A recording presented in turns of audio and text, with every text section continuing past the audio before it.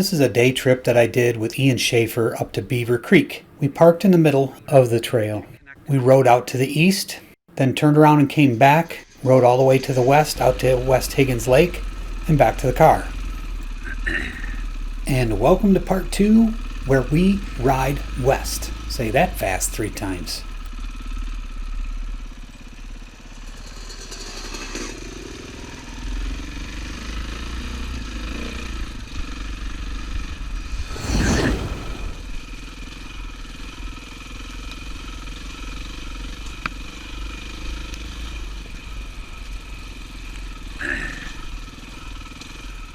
Lay back a bit here.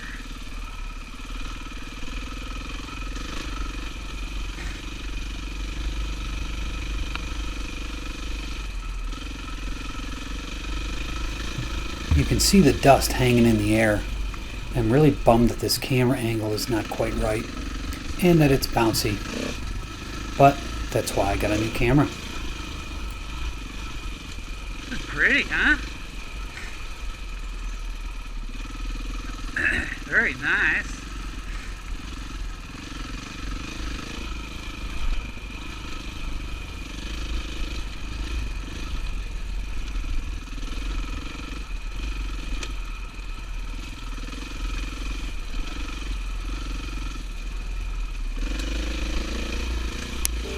We're coming up on more logging area. I'm just going to zoom past that.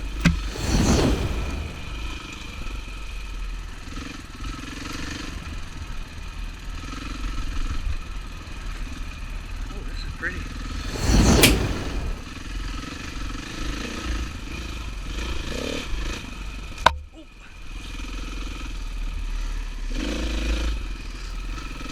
It's really a shame that this camera is A, on a bad angle, and B, so bloody bouncy, because it's really not doing this trail any justice. It's really a great trail. I can't wait to go ride it again.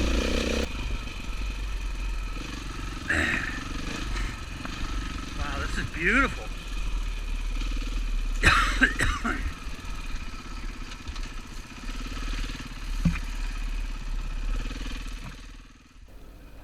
I'm hoping that one day I will be able to hop those kind of logs like we just went by. I think that would be a lot of fun to learn how to do that. But at my age, who knows? I'm hoping that I can ride for a lot longer. I've got a friend of mine, his name's Larry Lindenberg. He was the one that started Bent Wheels back in 1968. And he is 82 and still riding. Not doing trails much anymore, but he's definitely still on a motorcycle. In fact, he just bought a new one this year.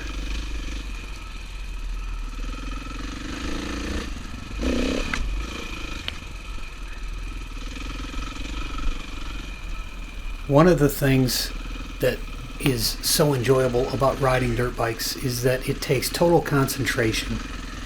And because of that, there's not a lot of room in your brain for much else to be going on. And a friend of mine put it this way. He says it's like a brain bath. I said, you know what? You nailed it. It's like a brain bath.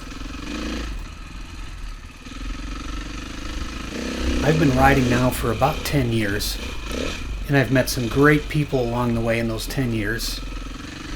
And I've met a lot of them that are in my same boat, which is that they ended up getting married, having kids, raising a family, totally caught up with that whole scene. And once the kids move out or go to college or whatever, suddenly you've got flexibility in your life. And they decided, like I did, you know what? I'm going to buy a dirt bike again. Wow, this is a beautiful section.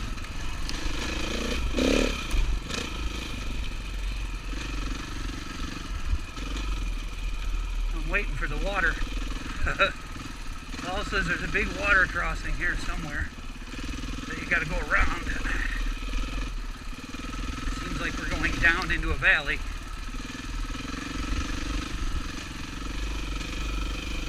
I refer to these guys, like myself, as a returning rider. Somebody that used to ride dirt bikes at some point in their life, was unable to for a long period of time and suddenly have the ability to do it, and they embrace it. But they're not as young as they used to be. But it's amazing. You get on one and you feel young again.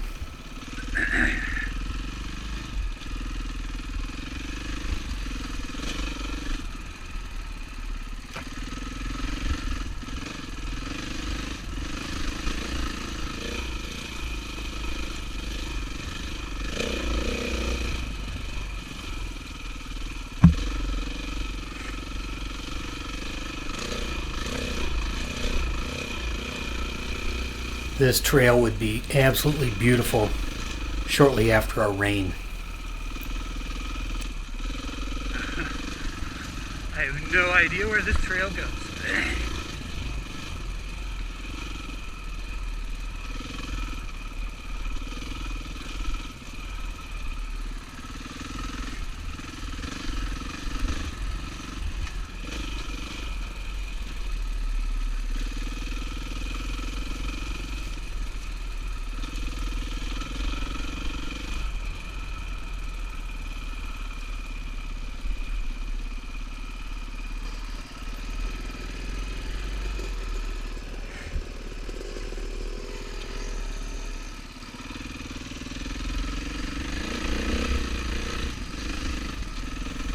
I have no idea why I take off right away like this in these dusty conditions.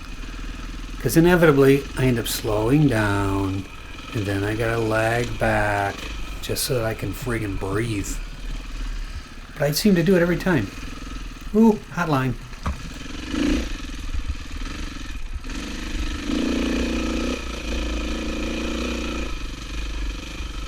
Stand on those pegs, man. Don't ever take your feet off the pegs. How many times do I gotta tell myself that? How many times do you yell at yourself while riding? I do it, not all the time, but a fair amount. At least in my head anyway.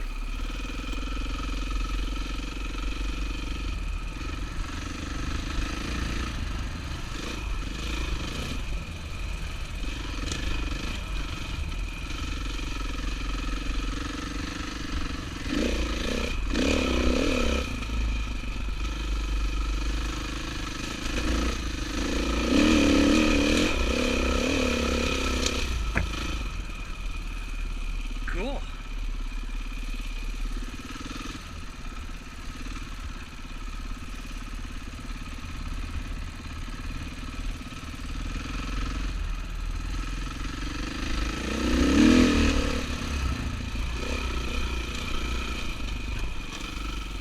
Here's another great song by the Steel Drivers called Blue Side of the Mountain.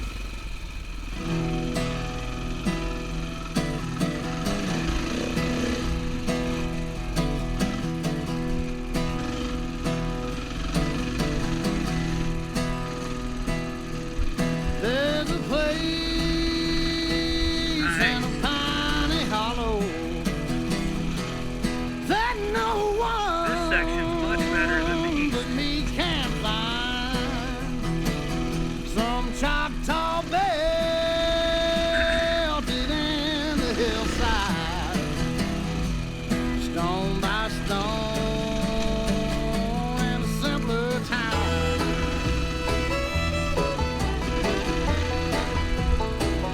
It's a holy place my daddy showed me back before this land was mine.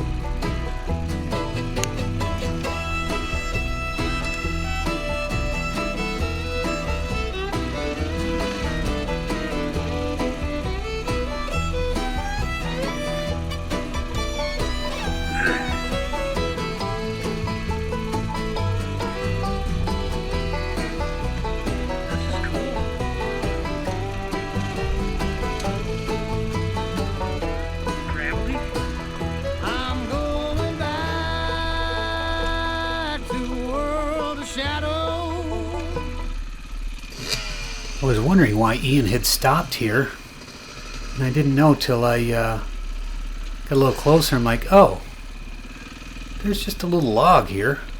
Man, we should have just flown right over that thing.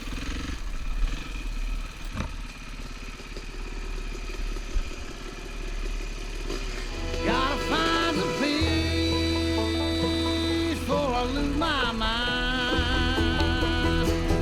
On the blue side of the mountain, where the sun don't ever shine.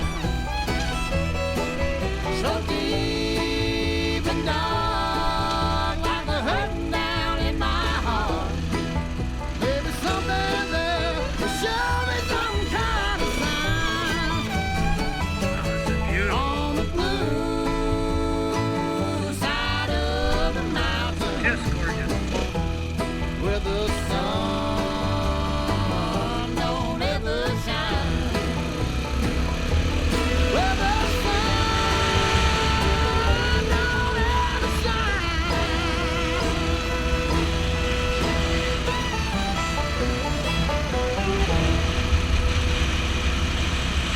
Oh, that wind feels good. This is just a short little road section. This is 7 Mile, I believe. Takes you up over the highway. And then after that, then you jump back into the trails, and that's when it gets really awesome. You'll see.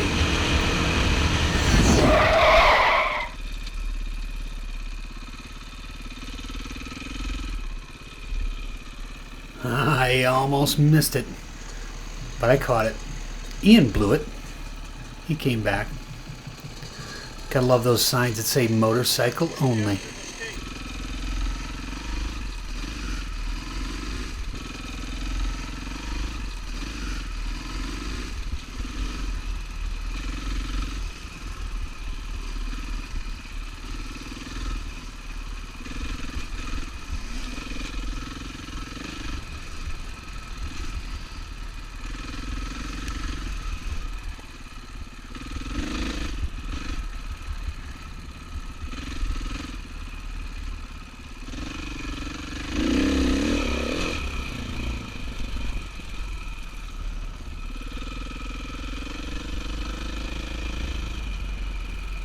We haven't gotten into the really good stuff yet, but it's coming. It might not be here till part 3. But this stuff was really fun too.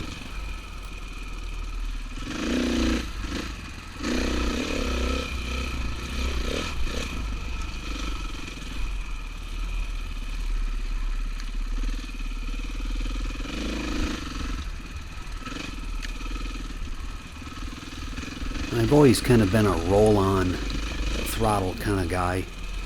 Wonder how many people out there use more of a clutch with letting the R's rev up a little bit. I tend to try not to do too much damage to the trail in the process. Oddly enough, I do think about that.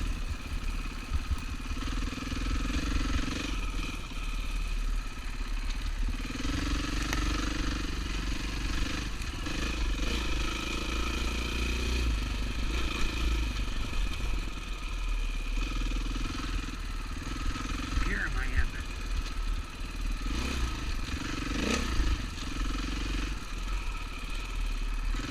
Thought I was in second.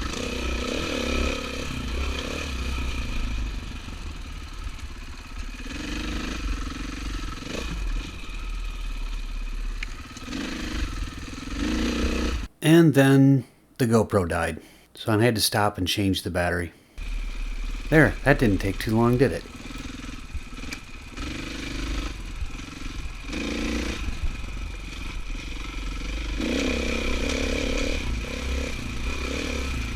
This looks like a good spot for some nice flowy music. I don't know how many of you enjoy music. I certainly do. Always have. And I've been through a lot of different seasons of music tastes in my life.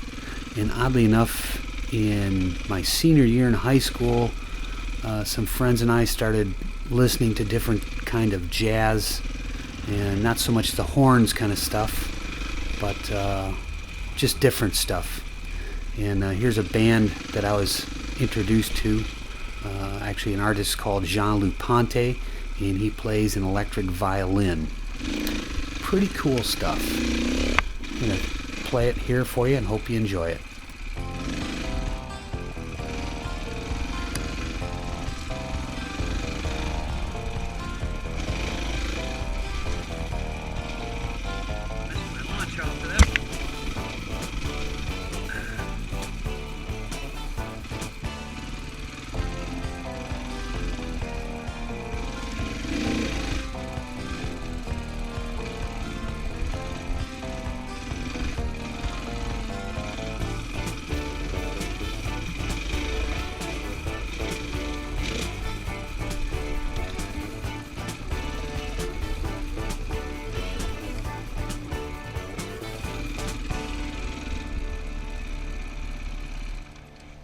Had to change my battery. This is nice, isn't it? I like that section. That was nice. Yeah, it gets better and better, it seems like, as we go this way. Gotta quit shutting that thing off. I forget to turn it back on.